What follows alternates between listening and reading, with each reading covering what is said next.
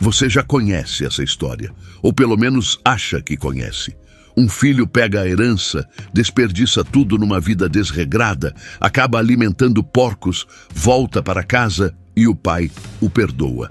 Escola dominical, vitrais coloridos, uma bela história sobre perdão. Só que não é isso que essa história quer dizer, nem perto disso. E se eu te dissesse que o verdadeiro vilão dessa parábola não é o filho que foi embora, mas o filho que ficou?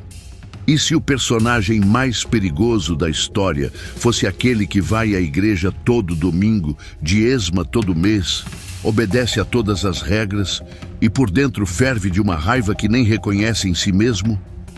Essa é a história mais mal compreendida que Jesus jamais contou. E quando você terminar de assistir a esse vídeo, nunca mais vai lê-la do mesmo jeito. Antes de analisar uma única palavra da parábola, você precisa entender algo que muda tudo: com quem Jesus estava falando e por quê. Lucas capítulo 15, versículos 1 e 2. Todos os publicanos e pecadores se aproximavam de Jesus para ouvi-lo. Mas os fariseus e os mestres da lei resmungavam dizendo: esse homem recebe pecadores e come com eles. Esse é o contexto. Dois grupos: os pecadores, os excluídos, as pessoas que todos tinham desistido, se aproximavam de Jesus, famintos por cada palavra. E os fariseus, a elite religiosa, os guardiões das regras, os homens que haviam dedicado a vida inteira a cumprir cada letra da lei, ficavam de longe, de braços cruzados, indignados. E Jesus contou essa parábola diretamente para os fariseus, não para os pecadores, para os religiosos, para aqueles que achavam que já estavam dentro, para os que estavam tão seguros da própria justiça que não conseguiam ver o quanto tinham se afastado do coração de Deus. Se você frequenta a igreja há anos, se conhece bem a Bíblia, se considera um dos bons, essa história foi dirigida a você e foi lançada como uma flecha. Mas antes de contar a parábola do filho pródigo, Jesus contou outras duas. E a sequência importa mais do que a maioria das pessoas percebe. Primeiro, um pastor perde uma ovelha de um rebanho de 100, deixa as 99 e sai à procura até encontrá-la. Depois, a coloca nos ombros, a leva para casa e faz uma festa. Segundo, uma mulher perde uma moeda de suas 10 moedas, acende uma lamparina, varre a casa inteira, procura em cada canto até encontrá-la. Depois, chama as amigas e faz uma festa. Terceiro, o filho pródigo. Um pai perde um filho de 2 que tinha. Você percebe a escalada? Uma ovelha, uma moeda, um filho, cada um mais valioso que o anterior, cada um mais doloroso de perder. Um pastor pode substituir uma ovelha, uma mulher pode ganhar outra moeda, mas um pai não pode substituir um filho. O peso emocional vai crescendo a cada parábola, e quando Jesus chega ao filho pródigo, ele se torna quase insuportável. E observe mais uma coisa: na primeira parábola, o pastor sai e encontra a ovelha. Na segunda, a mulher procura e encontra a moeda. Mas na terceira, o pai não sai para arrastar o filho de volta para casa. Ele espera, ele observa, ele corre quando o filho aparece no horizonte, mas não força o retorno, porque ovelhas podem ser carregadas, moedas podem ser apanhadas, mas filhos precisam escolher voltar para casa. O amor que força não é amor. E o respeito do pai pela liberdade do filho é tão comovente quanto a dor que sente pela sua partida. Agora sim, a parábola. Um homem tinha 2 filhos. 2 filhos, não um. Isso é fundamental e a maioria das pessoas ignora completamente. A história não se chama a parábola do filho pródigo na Bíblia. Jesus nunca deu esse título. Fomos nós, e ao nomear a parábola pelo filho mais novo, sem querer enterramos o verdadeiro ponto da história. Porque essa é uma história sobre 2 filhos, 2 tipos de perda, 2 formas de estar longe do pai. E você é um deles. O filho mais novo foi até o pai e disse: Pai, me dê a parte da herança que me cabe. Pare. Antes de passar rápido por essa frase, você precisa entender o que ela significava na cultura em que Jesus vivia. Na sociedade judaica do século I, pedir a herança enquanto o pai ainda estava vivo não era apenas uma grosseria, não era apenas ganância, era o equivalente cultural de dizer: Pai, queria que você estivesse morto. Isso não é exagero. A herança era distribuída na morte. Pedi-la antes do tempo era dizer: a sua morte vale mais para mim do que a sua vida. Quero o que você pode me dar. Não quero você. Você me vale mais morto do que como pai. Todo mundo que ouviu Jesus contar isso deve ter ficado chocado. Naquela cultura, um pai, ao ouvir essas palavras, tinha todo o direito, culturalmente, legalmente e até religiosamente, de dar um tapa na cara do filho, de deserdá-lo na hora, de pedir aos anciãos da aldeia que o declarassem morto para a família. E aqui vem o primeiro choque da parábola. O pai não fez nada disso.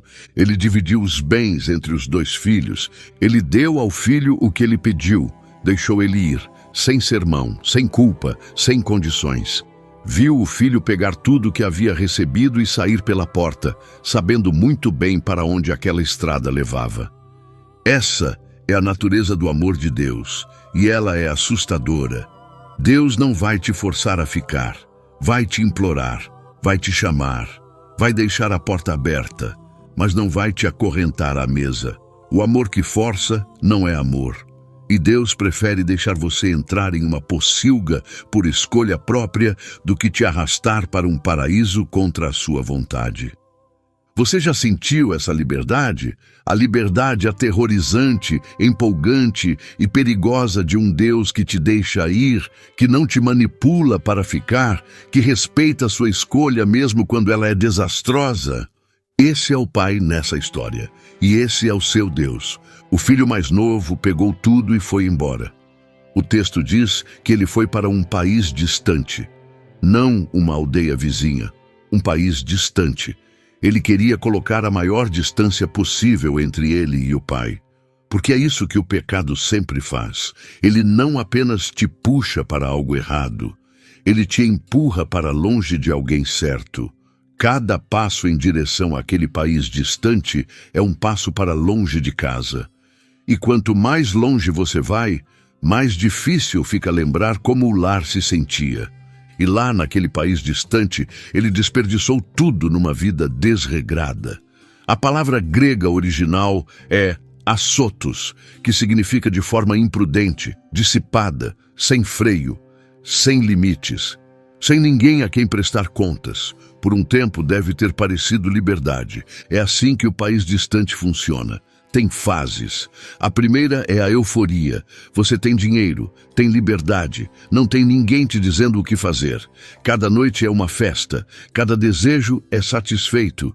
E a voz do pai, aquela voz quieta que um dia guiou suas decisões, vai ficando cada vez mais baixa, até que você não consegue mais ouvi-la. Não porque o pai parou de falar, mas porque você colocou distância suficiente entre você e o lar para que o som não chegasse mais até você. A segunda fase é o esgotamento. O dinheiro acaba, sempre acaba. O país distante é caro e cobra muito mais do que jamais disse que cobraria. Os amigos vão sumindo, os convites secam. As pessoas que te chamavam de incrível quando você pagava as bebidas não atendem mais o telefone quando você precisa de uma refeição. A terceira fase é o desespero, e é aqui que a parábola fica brutal. Mas existe algo sobre o país distante que ninguém te conta quando você está indo para lá. Ele sempre te recebe bem na entrada, te celebra, faz festas para você, te diz que você merece tudo isso. E então, no momento em que o dinheiro acaba, no momento em que você não tem mais nada a oferecer, o país distante revela o que realmente pensa de você. Depois que gastou tudo, houve uma grande fome naquela região e ele começou a passar necessidade. Então foi trabalhar para um cidadão daquele país que o mandou para os campos cuidar dos porcos. Um rapaz judeu cuidando de porcos. Para uma audiência judaica, esse era o fundo do poço. Porcos eram animais impuros, proibidos. Tocá-los tornava você cerimonialmente impuro. E esse filho de um pai judeu rico e respeitado não estava apenas perto dos porcos. Ele os alimentava, vivia com eles, os invejava. Ele desejava matar a fome com as vagens que os porcos comiam, mas ninguém lhe dava nada. Ninguém lhe dava nada. Os amigos que beberam o seu vinho sumiram. As pessoas que celebraram com ele quando o dinheiro corria, desapareceram. Nenhuma delas apareceu com um prato de comida. Nenhuma ofereceu uma cama. O país distante tomou tudo o que ele tinha e então fingiu que nunca o havia conhecido. E se você já esteve no seu próprio país distante, se já chegou a um fundo que você mesmo construiu com as suas mãos, você sabe exatamente como aquele silêncio soa. É o som mais solitário do mundo. Então vem o versículo que contém uma das frases mais importantes de toda a Bíblia: caindo em si. Caindo em si. Isso significa que durante todo o tempo que passou naquele país distante, nos gastos, nas festas, na pocilga, ele não era ele mesmo.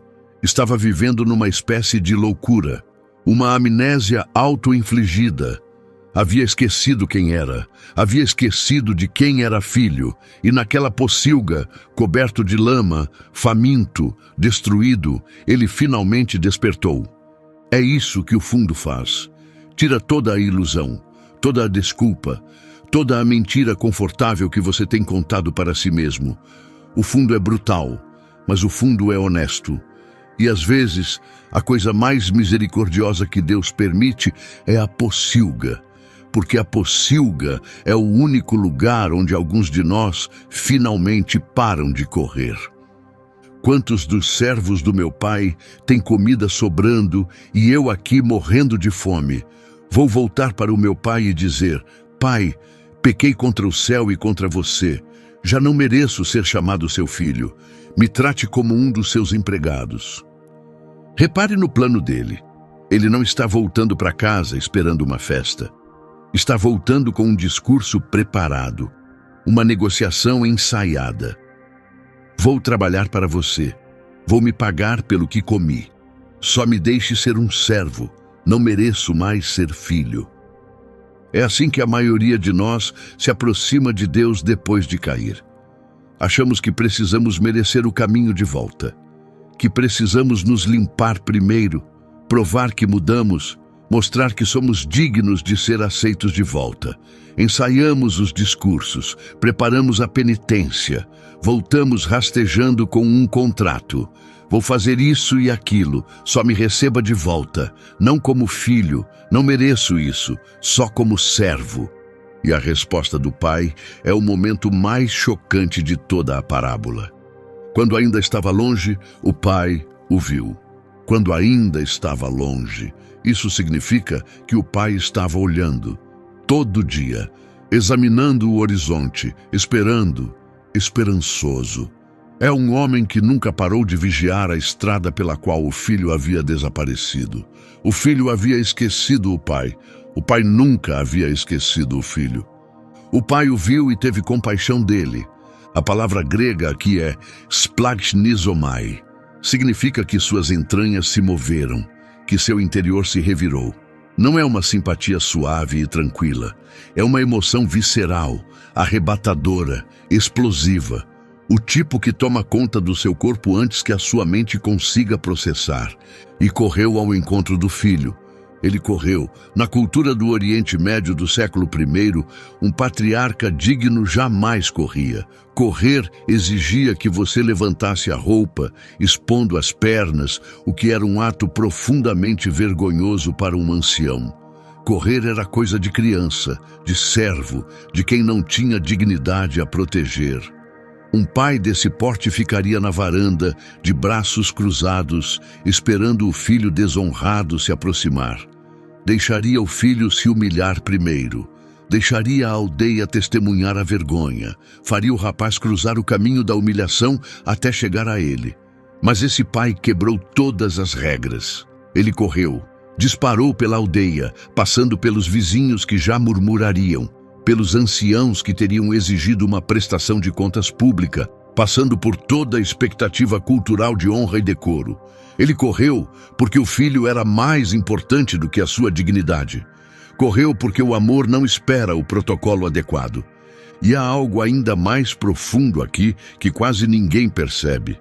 Naquela cultura, quando um filho judeu desperdiçava a fortuna da família entre gentios, a aldeia realizava uma cerimônia chamada Kezazá.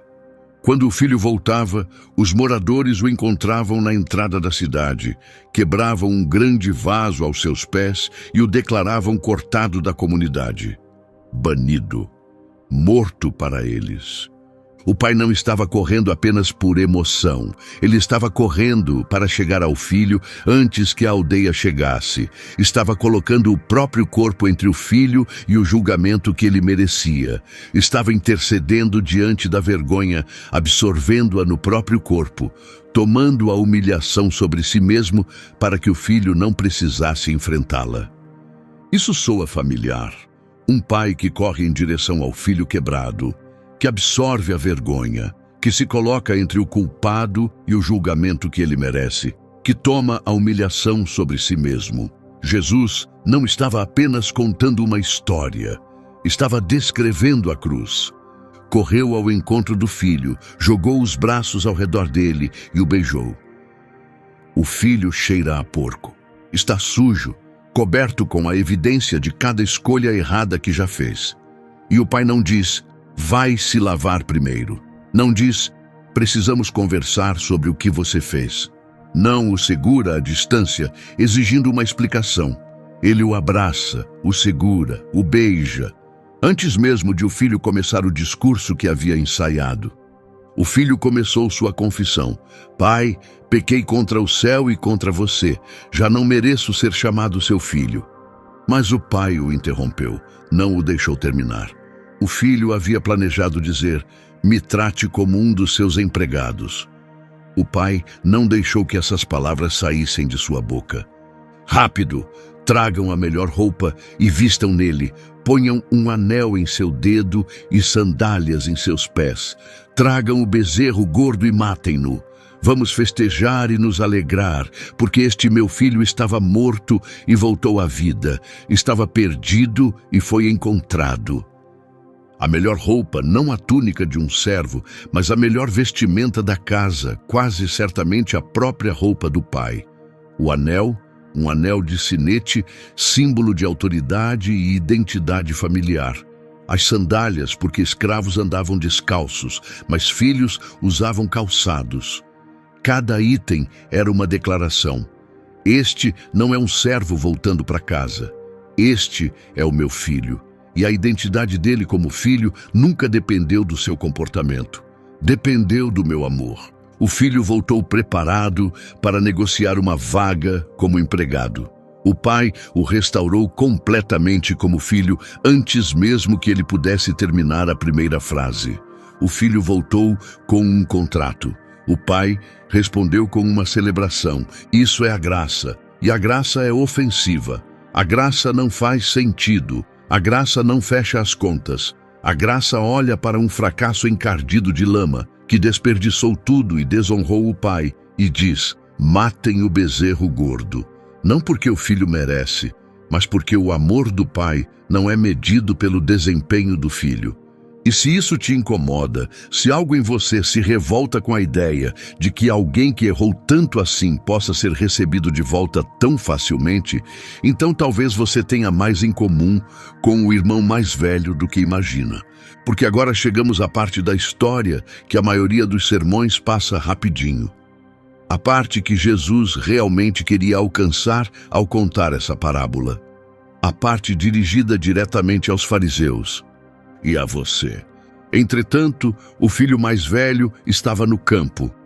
Ele estava trabalhando. Repare nisso. Enquanto o irmão mais novo desperdiçava tudo e o pai chorava, O filho mais velho estava no campo, cumprindo seu dever, seguindo as regras, fazendo o seu papel. Ele nunca foi embora, nunca desobedeceu, nunca pediu a herança antes da hora, nunca envergonhou a família. No papel, era o filho perfeito. Quando se aproximou da casa, ouviu música e dança. Então chamou um dos servos e perguntou o que estava acontecendo. Ele teve que perguntar. Não sabia que havia uma celebração, não havia sido convidado. Ou melhor, ele sempre estava convidado. Pertencia àquele lugar, mas estava tão longe no campo, tão consumido pelo trabalho, tão focado em cumprir suas obrigações, que nem ouviu a música até estar quase na porta. Quantas pessoas são assim? Tecnicamente dentro da casa do pai, tecnicamente parte da família, mas tão consumidas pelo desempenho religioso, pela obrigação, pela necessidade de provar seu valor, que não fazem ideia de que há uma festa acontecendo. Estão do lado de fora da celebração e nem sabem disso. O servo lhe disse: o seu irmão voltou, e seu pai mandou matar o bezerro gordo porque o recebeu são e salvo. E a reação do irmão mais velho é a chave de toda a parábola. O irmão mais velho ficou com raiva e não quis entrar. Com raiva, não triste, não confuso. Não vou conversar com meu pai sobre isso. Com raiva, furioso, tão tomado pela raiva que se recusou a entrar na própria casa do pai. E nessa recusa, o irmão mais velho fez algo que ninguém percebe. Ele envergonhou o pai publicamente. Naquela cultura, recusar-se a entrar em um banquete oferecido pelo seu pai era um ato de desrespeito tão grave, talvez até mais grave, do que o irmão mais novo havia feito. O irmão mais novo havia insultado o pai em particular, antes de partir. O irmão mais velho insultou o pai em público, diante de toda a aldeia, na própria celebração dele. E fez isso enquanto se proclamava o filho obediente. Então o pai saiu e implorou que ele entrasse. O pai saiu, de novo. Saiu em direção ao filho mais novo que estava longe e agora sai em direção ao filho mais velho que estava do lado de fora da porta. Os dois filhos estão perdidos. Os dois estão distantes do pai. Um está perdido num país distante. O outro está perdido no quintal de casa. E o pai vai atrás dos dois. Esse detalhe deveria te partir o coração. O pai precisa deixar a própria festa, a celebração do retorno do filho, para sair e implorar que o outro filho entre. É um pai dilacerado entre dois filhos quebrados e está correndo em direção aos dois. Agora ouça o discurso do irmão mais velho, porque é um dos monólogos mais reveladores de toda a Bíblia. Olha, há tantos anos que te sirvo como escravo e jamais desobedeci a uma ordem tua. Preste atenção no veneno dessa frase. Primeiro, sirvo como escravo. Não sirvo, não vivo ao teu lado.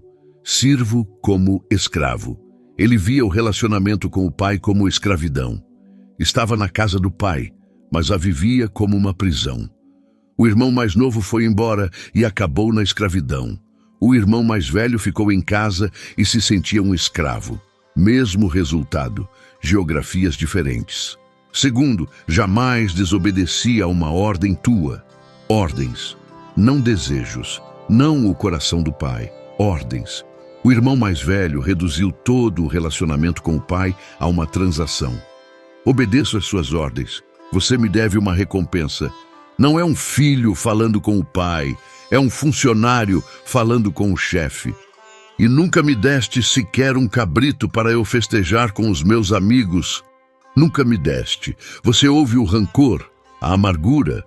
Esse homem viveu numa casa de abundância a vida inteira e se sente lesado.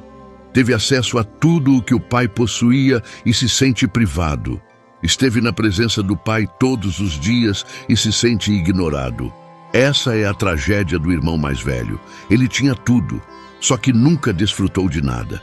Estava tão focado em conquistar o que já era livremente seu que não conseguia recebê-lo como presente. transformou a graça em salário, e quando o salário não correspondeu às suas expectativas, ficou furioso. Quantos de nós fazemos isso com Deus? Quantos de nós o servimos por obrigação em vez de amor? Quantos de nós obedecemos por medo em vez de alegria? Quantos de nós lemos a Bíblia, oramos, vamos à igreja, fazemos tudo certo e no fundo estamos contando pontos? Deus, fiz tudo certo. Onde está a minha recompensa? Por que aquela pessoa é abençoada quando sou eu quem tem sido fiel? Há uma versão disso tão comum nas igrejas que ninguém mais reconhece como um problema. É a pessoa que é cristã há 30 anos e, no fundo, está com raiva do novo convertido que recebe toda a atenção. É o líder de louvor que serviu todos os domingos por uma década e sente um ressentimento que queima por dentro quando um recém-chegado com uma voz melhor entra na equipe. É o missionário que sacrificou tudo no campo e não consegue aceitar que alguém que viveu para si mesmo até os 40 anos receba o mesmo "muito bem, servo bom e fiel". O pecado do irmão mais velho não é dramático. Não vira manchete, não te leva a uma pocilga. Ele se senta quietinho nos bancos da igreja, sorrindo por fora, fervendo por dentro. E é a forma mais perigosa de estar perdido no mundo, porque parece exatamente com fidelidade. Se isso soa familiar, você é o irmão mais velho. E está tão longe do coração do pai, quanto o irmão mais novo já esteve na pocilga. Porque o pecado do irmão mais novo era visível, era bagunçado, público, todo mundo podia ver. Mas o pecado do irmão mais velho era invisível. Estava escondido sob a obediência, vestido com roupas religiosas. E era, de muitas formas, muito mais perigoso, porque o irmão mais velho não sabia que estava perdido. O irmão mais novo sabia que estava numa pocilga. O irmão mais velho não fazia ideia de que estava numa também.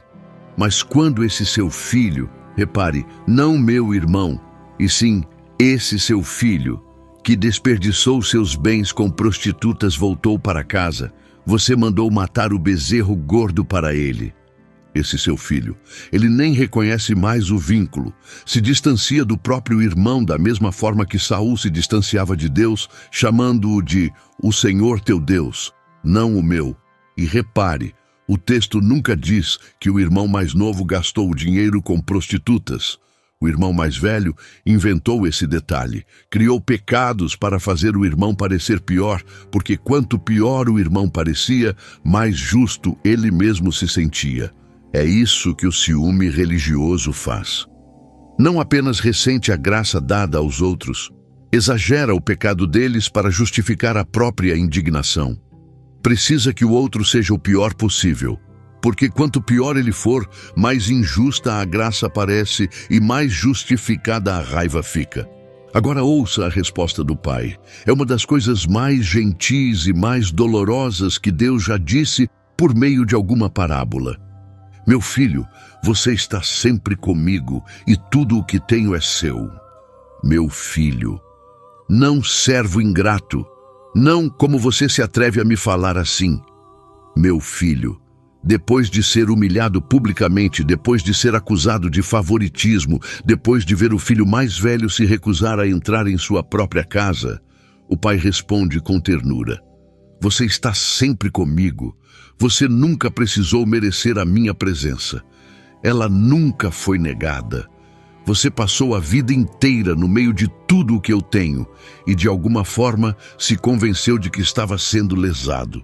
O problema nunca foi a minha generosidade. O problema foi a sua incapacidade de recebê-la. Tudo o que tenho é seu. Sempre foi. Você não precisava trabalhar como escravo para ter isso.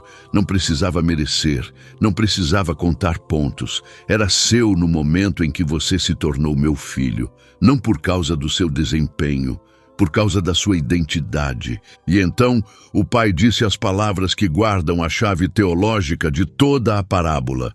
Mas era preciso celebrar e se alegrar, porque este seu irmão estava morto e voltou à vida. Estava perdido e foi encontrado. Era preciso. Não era opcional, não era uma escolha.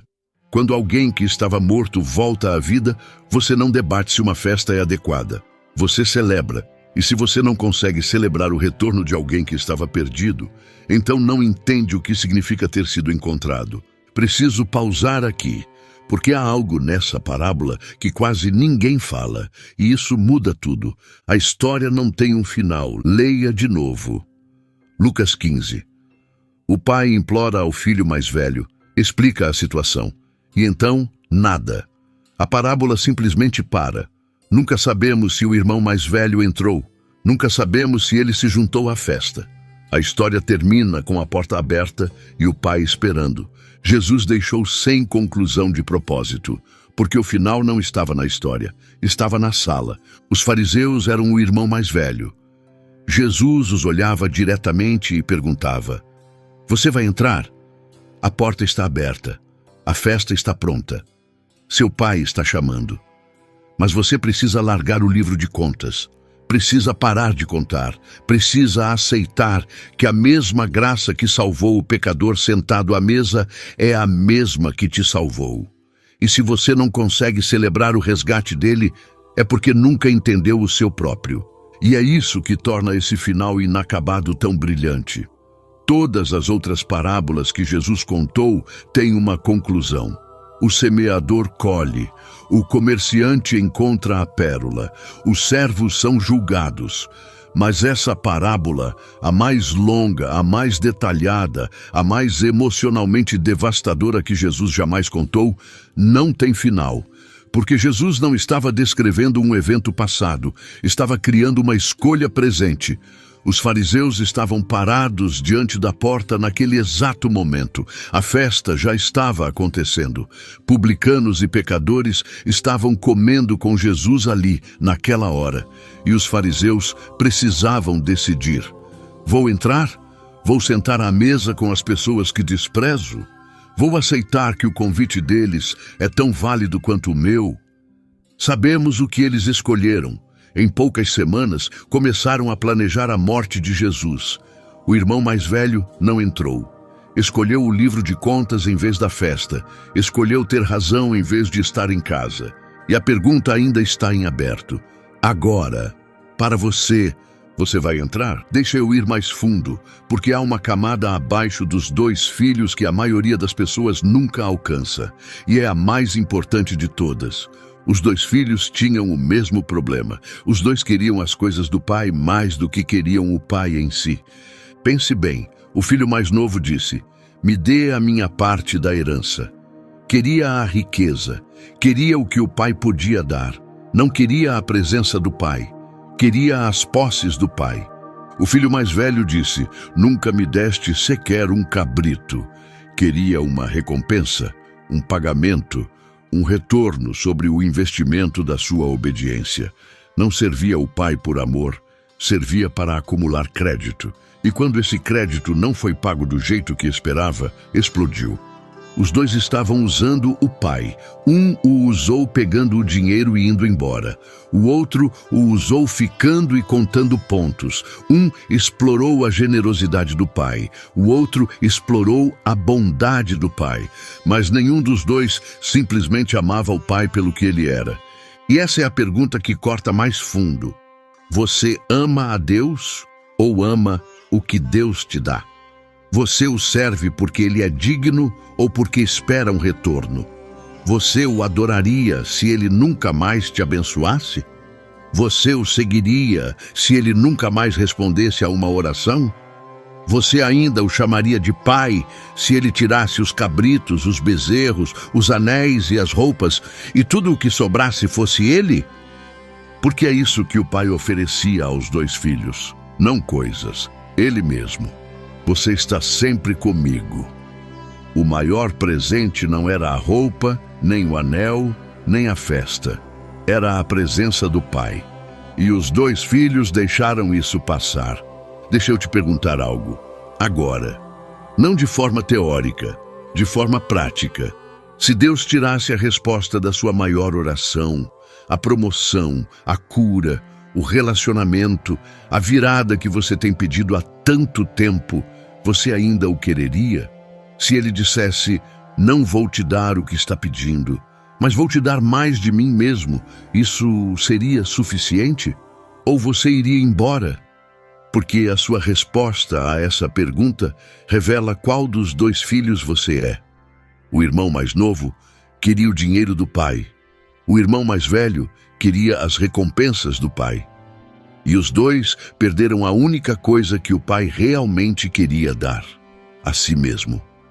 A tragédia dessa parábola não é que os filhos pecaram, é que o pai estava ali, generoso, amoroso, disponível, e nenhum dos dois conseguia vê-lo.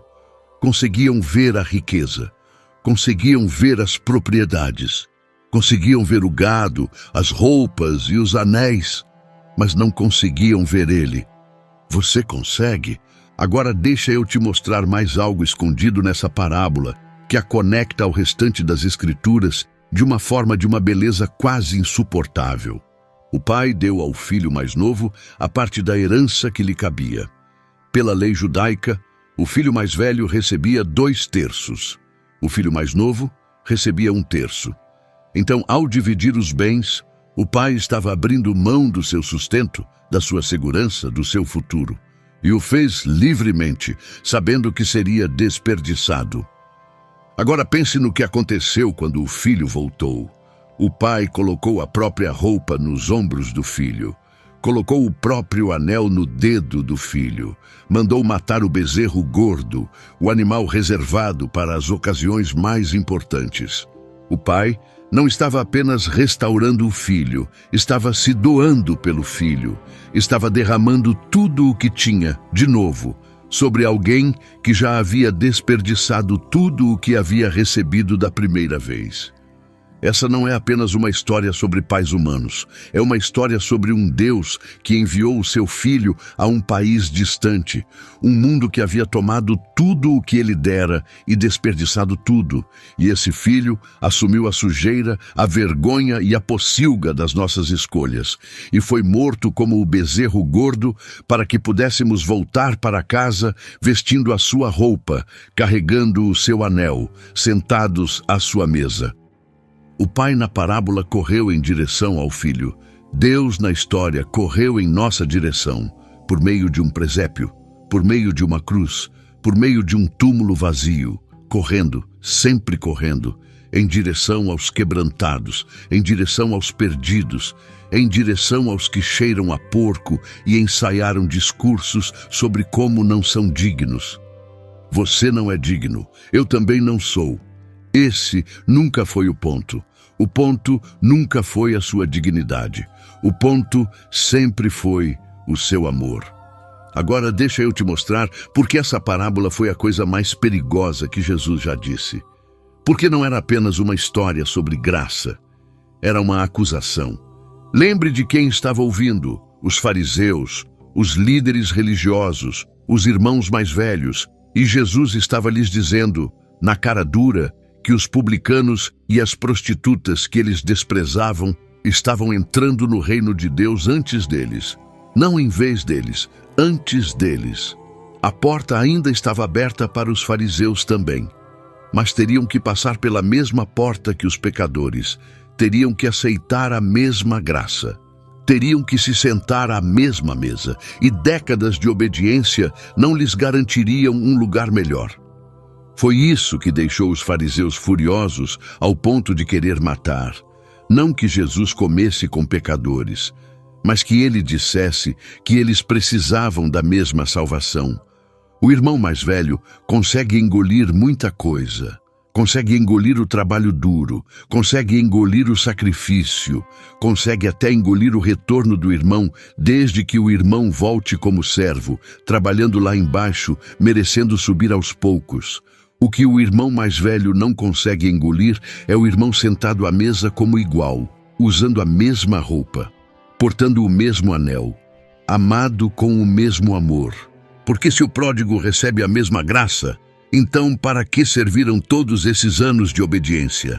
E essa pergunta furiosa e ardente, é a pergunta que revela se você entende o Evangelho ou não.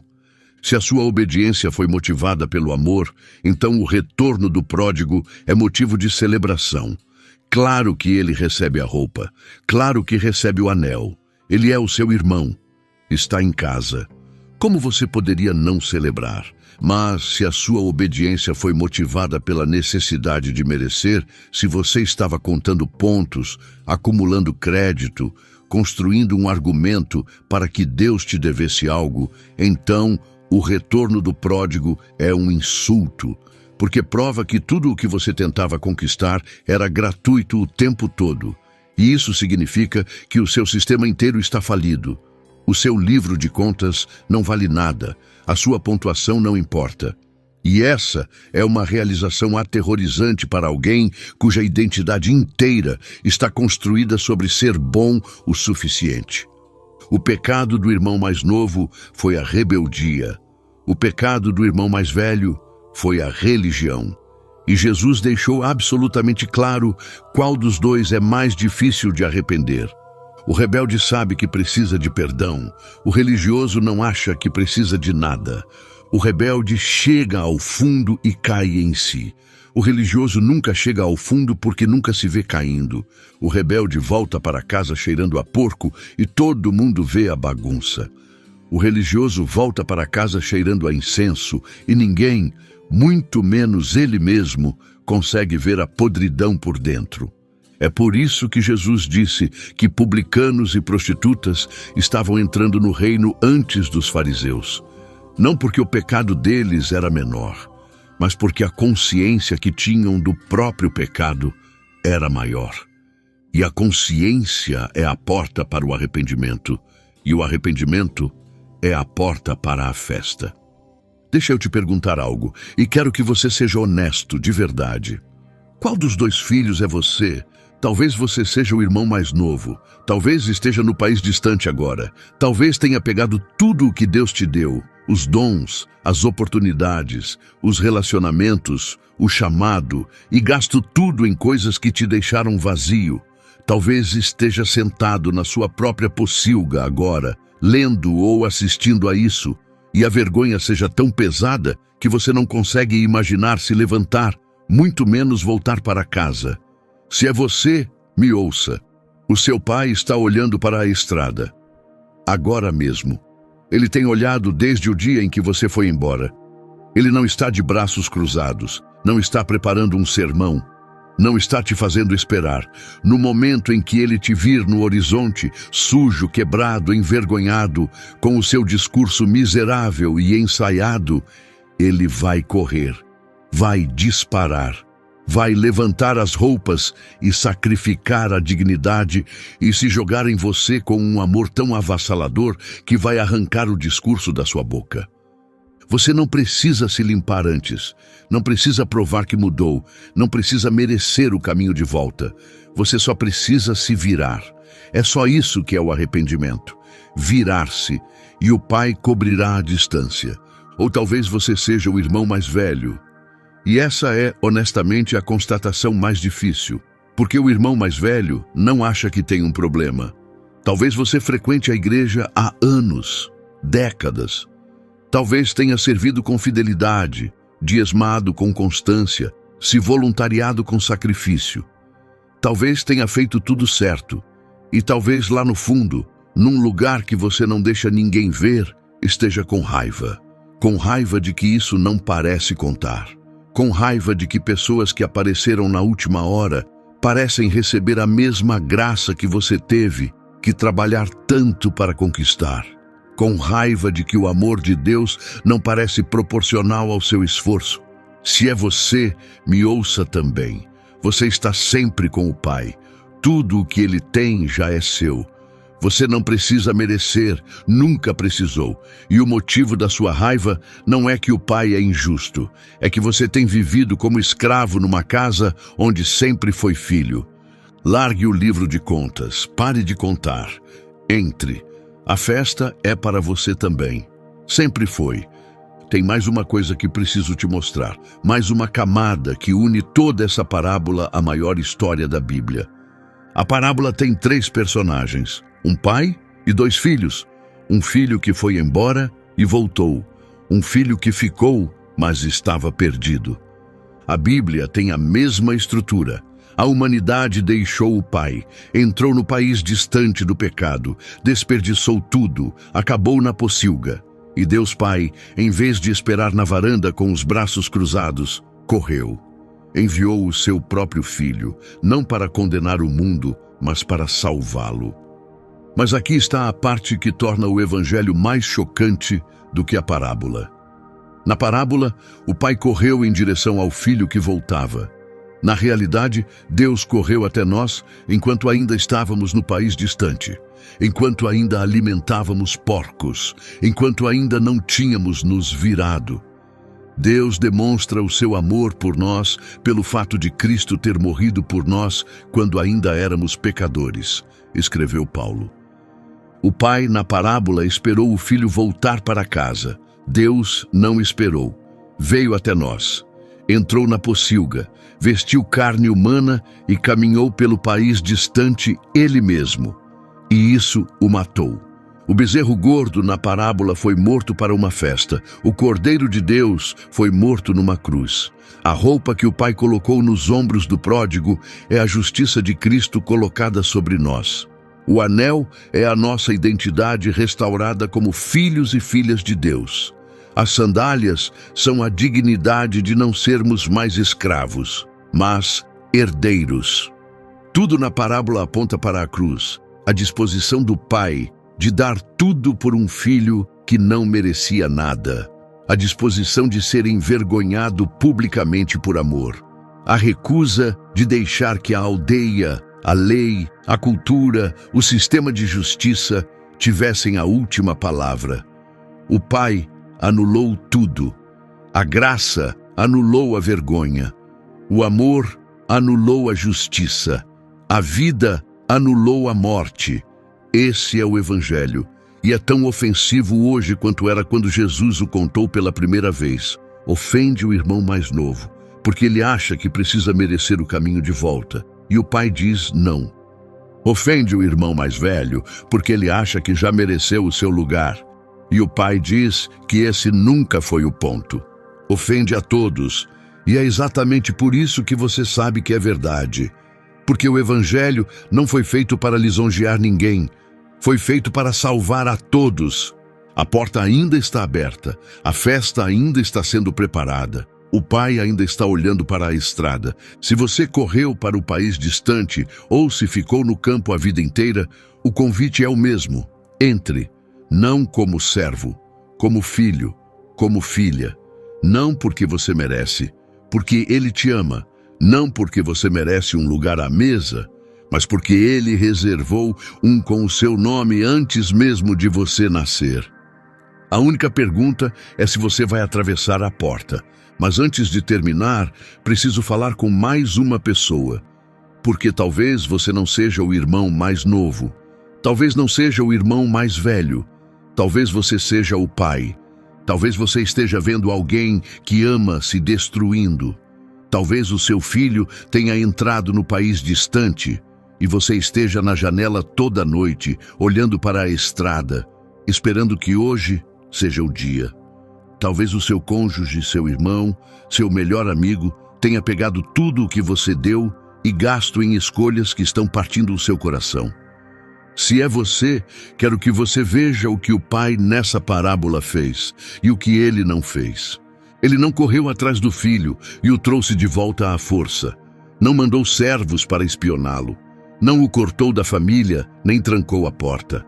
Não parou de amá-lo nem por um segundo. E não parou de olhar para a estrada. Ele esperou. Não de forma passiva. O texto diz que o pai viu o filho quando ele ainda estava muito longe, o que significa que ele estava ativamente olhando, todos os dias, mas esperou que o filho se virasse. Porque você não pode se arrepender por outra pessoa, não pode mudar o coração de alguém. Você pode orar, pode manter a porta aberta, pode recusar que a amargura substitua o amor, e pode olhar para a estrada. E quando essa pessoa voltar para casa, se voltar, você corre. Você não fica de braços cruzados dizendo, eu avisei. não a submete a um período de provação. Você corre, porque é isso que o Pai faz. E se você está esperando alguém voltar para casa, a melhor coisa que pode fazer enquanto espera é se tornar mais parecido com o Pai. O irmão mais novo voltou para casa. Sabemos disso. Comeu à mesa, usou a roupa. Foi restaurado. Mas o irmão mais velho, não sabemos. A história termina com ele do lado de fora, a porta aberta, o pai implorando. E foi aí que Jesus deixou, porque o final é seu para escrever. Se esse vídeo te tocou num lugar que você não esperava, se você se viu no irmão mais novo, no irmão mais velho, ou nos dois, me conta nos comentários. Me diz qual momento te parou. Compartilha com alguém que precisa ouvir isso. Alguém que está no país distante ou alguém que está parado no campo sem perceber que está tão longe de casa. Se inscreva se ainda não se inscreveu e o próximo vídeo vai te levar ainda mais fundo. Que o Senhor te abençoe e te guarde. Que o Senhor faça a sua face brilhar sobre você e tenha graça de você. Que o Senhor volte a sua face para você e te dê paz. Até o próximo vídeo.